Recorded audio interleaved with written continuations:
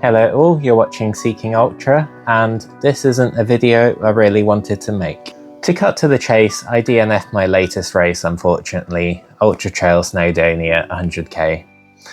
I thought I'd make a little debrief video in the hopes that it might help a few of you in a similar situation, or if any of you are preparing for a similar technical trail race, hopefully some of the lessons I've learned from this experience may be useful. I'll start by recapping some of the events from the day. I started in the second wave of the 100k race and we set off at 4:45 AM, which to be honest, I already wasn't a big fan of. I don't sleep well before races at the best of times, let alone when I have to set an alarm for 3 AM. Regardless, I was feeling hopeful at this point, but I also had a little bit of anxiety in me. One thing you have to know about me is I really do not deal well with heights.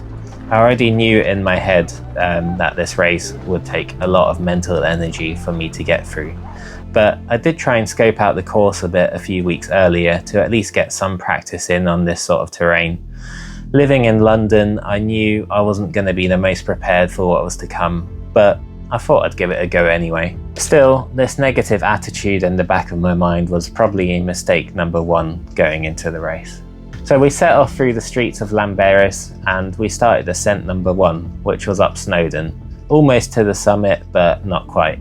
I felt good on the uphill early on, the track we were on wasn't too technical and the views were really stunning, and importantly it wasn't too hot yet. In hindsight though, I could have probably slowed down a little bit here. I feel like especially at the top of the climb where it was really steep, I was wasting valuable energy that I could have used later on in the race. I was probably a little bit overconfident here.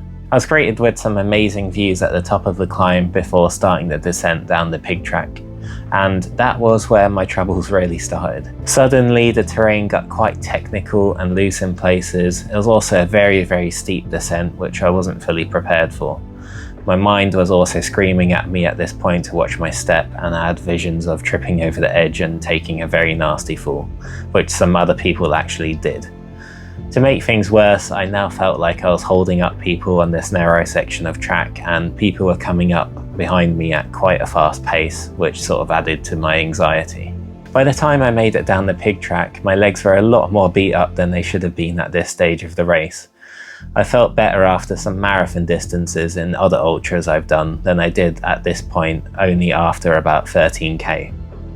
I left the first aid station with alarm bells ringing in my head, but still determined to carry on. I didn't really get too much footage after this as the terrain demanded my full concentration, and there were so many other people about I didn't want to stop in the middle of the narrow trails to keep filming and hold even more people up. After the aid station, it was straight back into a very steep climb up the Glidders, I think that's how you pronounce it.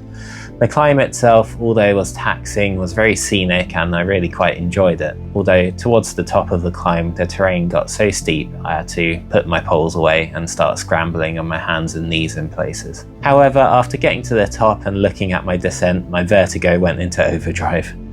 We had to descend down some loose rocks on some very steep downhill, and I was struggling to stay upright here and did fall on my arse once. Everyone else was in the same boat though, slipping and sliding all over the place.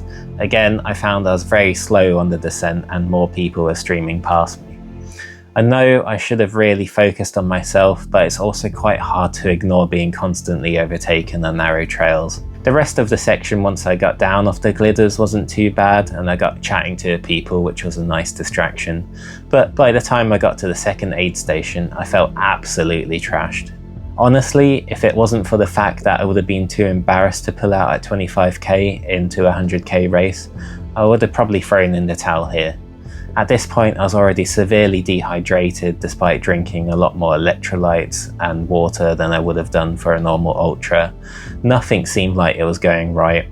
I also felt really sick and I wasn't really eating much, which I knew would have knock-on consequences for later. The third major climb was the biggest one yet, and this was up a series of mountains I can't pronounce, but I'll stick the name up on the screen now. I checked my Strava data and it registered an elevation of over 650 meters here over a couple of kilometers coming out of aid station 2. It was brutal. To make matters worse, there's also a bit of a hairy scramble to get up in this section, which was one of those where if you get it wrong, you will fall and you're not going to have a good time. I had to really psych myself up for this, but I managed to do it, which was a small win for me. This was already one of the bits of the course I was most worried about before the race. After what felt like hours of false summits until I finally got to the top of the climb, mentally here I knew I was already done.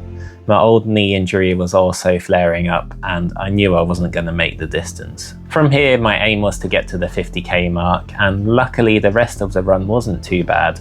It was mostly downhill from here, down grassy slopes and valleys. By the time I got to aid station 4 and the 50k point, I was already very ready to hand my race number in. There are some races where I will push myself beyond my limits and beyond what I'd reasonably expect of myself. This is not fun.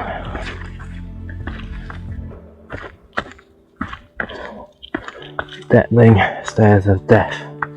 But I felt like I had to pick my battles, and this just wasn't a race I was willing to push myself for. I wasn't really enjoying the course, and although the views were stunning, it was a lot of walking for my liking, and I felt like I could never really get into any sort of a flow state. Also, mentally, I knew I was pretty out of it and tired, and with the second climb of Snowdon looming, which before the race everyone mentioned was the most dangerous part of the course, in my mind, I just didn't want to risk seriously harming myself. Sitting here now, I still feel like it was probably the right choice to pull out. In a less technical race, I probably would have pressed on, but I felt like this one demanded all of my concentration. So I think I made the right call, but at the same time, I'm also quite disappointed in myself. Now I've got the race recap out of the way, I'm going to share some of the lessons I've learned from this race in the hopes that it might help some of you. Lesson number 1. Prepare for the terrain you're going to be running on. I was totally unprepared for the conditions in Snowdonia.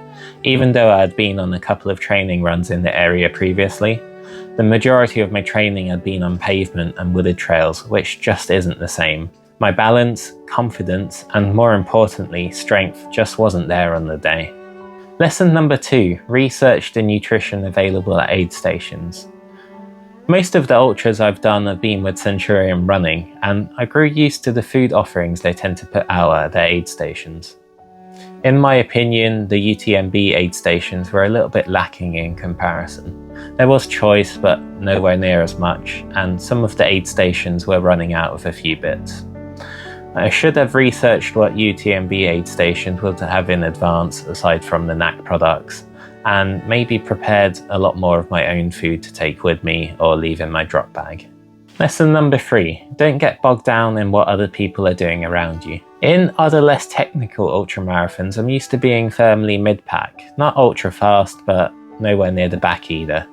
In UTS, I got in my own head a bit. I was so slow on the descents that I was worried I was holding people up, when in reality I should have just focused on my own race and not where I am or what position I am in the race. I do have a competitive spirit, which I don't think is a bad thing, but it wasn't really the time or place to let it run loose in my mind in this race. Lesson number 4, strength training is key. I focused a lot of my training on running as that's my passion and that's what I love doing. I didn't really do that much strength work in the gym aside from maybe the Stairmaster machine, which is great for preparing you for the uphills, but it doesn't prepare you for the downhills at all. In the race, there wasn't actually that much running I could do because of the terrain. I would have been far better off doing less running, more strength training, and hiking up hills. Lastly, the last lesson I learnt from this race is that I really need to focus on my why. It may seem obvious, but it's hard to finish a race where you're not passionate enough about finishing it. Last year I completed the Centurion running 100 mile Grand Slam, which was all 4 of their 100 mile races within 1 year. That had been a goal for me for years, and I felt like I'd push myself through any amount of pain to complete it.